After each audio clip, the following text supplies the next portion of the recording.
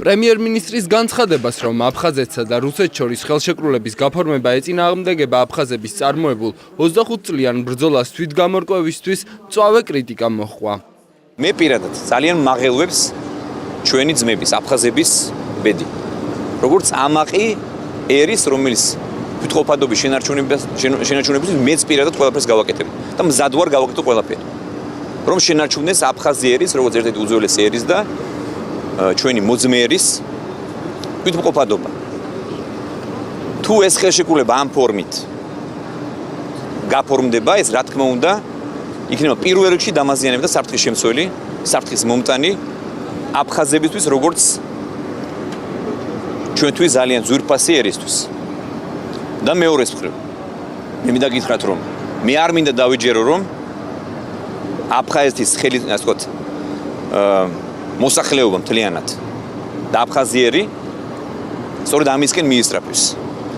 ეს პირდაპირ ეწინააღმდეგება მათ მიერ წარმოებულ 25 წლიან, ასე ვთქვათ, ბრძოლას თვითგამორკვევისთვის და აღიარებისთვის და ეგრეთ წოდებული დამოუკიდებლობის მიღწევისთვის.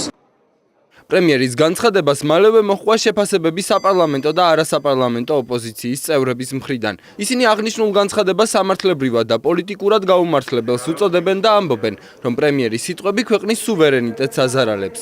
უმრავლესობაში კი პრემიერის განცხადებას ამართლებენ და ამბობენ, რომ მისი ნათქვამი არასწორად იყო გაგებული. ეს არის უპასუხისმგებლო ეროვნული ინტერესების ღალატის დამფიქსირებელი განცხადება უკვე საქართველოს პრემიერ-მინისტრის მხრიდან. ეს ძალიან სახიფათო პროცესია, ეს არის ის პროცესი, რომელიც დაასრულებს და კანონიერ საფუძველს შეუქმნის რუსეთის მიერ საქართველოს ოკუპაციის შემდგომ საქართველოს ამ ძირძველი კუთხის ანექსიას. ტერმინი რახან გამოიყენება სადღაც იურიდიულ დოკუმენტებში, ეს იმას არ ნიშნავს, რომ აგულისხმებია სწორედ სამართლებრივი მხარე ამ პროცესისა. აფხაზებთან დაკავშირებითაც ის შეაფასა რა მდგომარეობაში არიან, თუნდაც ისინი შექმნილი ვითარების გამო და არა სამართლებრივი კუთხით გაანალიზება. გუშინდელი ღარიბაშვილის გამოსვლით შოკირებული ვარ, იმიტომ რომ მან იხმარა სეპარატისტთა ტერმინი, რუსეთის ფედერაციის წარმომადგენელთა ტერმინი მთელი ამ 20 წლიან პერიოდში მოლაპარაკებების, რომ ხდება თვითგამორკვევა. ვინ ურჩია მან ეს ჩემთვის წარმოუდგენელი, რომელ თვითგამორკვევაზეა საუბარი? თვითგამორკვევას ეძახის ღარიბაშვილი ეთნიკურ წმენდას? თვითგამორკვევას ეძახის იმას, რომ დევნილები არიან? თვითგამორკვევას ეძახის იმას, რომ დღეს ამდენი 1000 ადამიანი არის უსახკაროდ და ვერ ბრუნდება თავის სახლში და თვითგამორკვევას ეძახის ანექსიას, რომელიც კეთდება?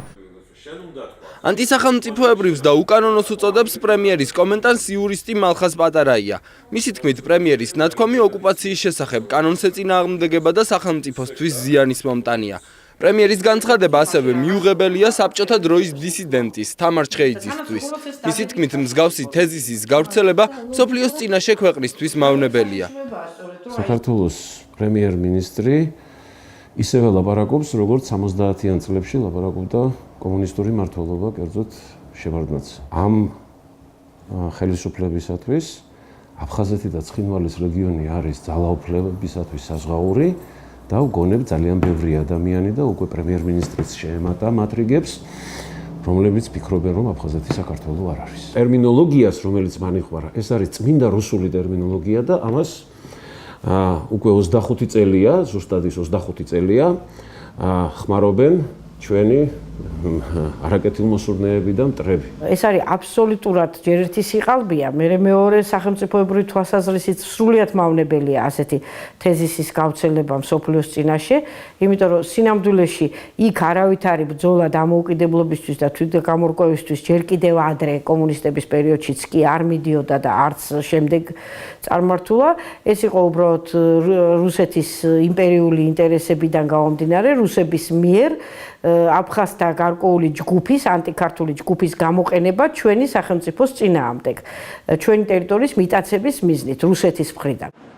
დევნილებისთვის შეურაცხმყოფლად მიაჩნია პრემიერის განცხადება ისტორიკოს თემურ პაპასკირს, რომელიც თავად არის აფხაზეთიდან დევნილი.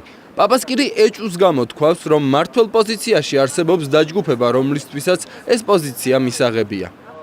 ეს ნამდვილად არის ფაქტობრივად ხაზის გადასმა ყველა ჩვენთაგანის იდეისათვის და ყველა ჩვენგანის იდეალისათვის, რაც საქართველოს ტერიტორიულ მთლიანობას ნიშნავს. პირადად მე სოხუმელი ვარ და ჩემთვის ეს ნიშნავს იმას, რომ ფაქტობრივად მე მეორე ხარისხოვანი ადამიანი ვარ და თურმე აფხაზები ვიბრძვიან თვითგამორკვევისთვის და მე საერთოდ რისთვის ვიბრძვი და ეს როგორც მინიმუმ შეცდომა. პრემიერ-მინისტრის განცხადებას Facebook-ზე გამოეხმაურა საქართველოს ყოფილი პრეზიდენტი მიხეილ სააკაშვილი. მისი თქმით, ამ იურიდიული ტერმინის გამოყენებით ხდება ჩვენი მრავალწლიანი სამართლებრივი ბრძოლის მთლიანად წყალში გადაყრა. თვითგამორკვევა ძალიან კონკრეტული შინაარსის საერთაშორისო სამართლებრივი ტერმინია, რომელიც მთლიანად ათავისუფლებს რა რუსეთს ოკუპაციისა და სხვა ჩადენილი დანაშაულების პასუხისგებლობისგან, გზას ხსნის აფხაზეთის დამოუკიდებელი სახელმწიფოებრიობის საერთაშორისო აღიარებისკენ. ამ ტერმინის გამოყენებით საქართველოს მთავრობა უმძიმეს დარტყმას აყენებს ჩვენი ქვეყნის მთლიანობას და შეურაცხყოფს საქართველოსთვის დაღუპულ გმირთა ხსოვნას, ისევე როგორც აფხაზეთიდან დევნილ 9 მილიონ ჩვენს თანამემამულესა და თითოეულ ქართველს. ექს-პრეზიდენტის განცხადებას დღესვე უპასუხა საქართველოს პრემიერ-მინისტრმა. მისი თქმით, ის არ მიიღებს არც ერთ სიტყვას ბრალდებული ადამიანისგან, რომლის მმართველობის დროსაც ქვეყნის მთლიანობა დაირღვა. არასოდეს არ მივიღებთ იმ ადამიანისგან არც ერთ სიტყვას, რომელიც არის ბრალდებული უამრავ დანაშაულში. ადამიანი, რომლის პირობებშიც, რომლის რეჟიმის დროს ხდებოდა სისტემურად ადამიანების წამება, არადამიანური მოპყრობა და რომლის დროსაც ჩვენი ქვეყნის მთლიანობა დაირღვა. ჩვენმა საქართველოს სწორედ სააკაშვილის დროს დაკარგა კოდორი. სწორედ მისი გაუაზრებელი პოლიტიკის შედეგად მოხდა აფხაზეთის და ოსეთის რუსეთის მიერ აღიარება. და სწორედ მისი გაუაზრებელი პოლიტიკის შედეგი არის ის, რომ დღეს 20% ჩვენი ტერიტორიის არის ოკუპირებული. პრემიერმა ეს განცხადება აფხაზეთის საოკუპაციო რეჟიმსა და რუსეთის ფედერაციას შორის მოკავშირეობისა და ინტეგრაციის შესახებ ხელშეკრულების გაფორმებასთან დაკავშირებით გააკეთა და აღნიშნა, რომ ამ თემასთან დაკავშირებით საქართველოს ხელისუფლება რუსეთის ოფიციალურ პოზიციას ელოდება. ეს საკითხი მთავარი თემა იქნება ხვალ დაგეგმილ უსაფრთხოების საბჭოს სხდომაზე, რომელსაც პრემიერ-მინისტრი ირაკლი ღარიბაშვილი უხელმძღვანელებს. სხდომას პარლამენტისა და შესაბამისი კომიტეტების თავმჯდომარეები დაესწრებიან.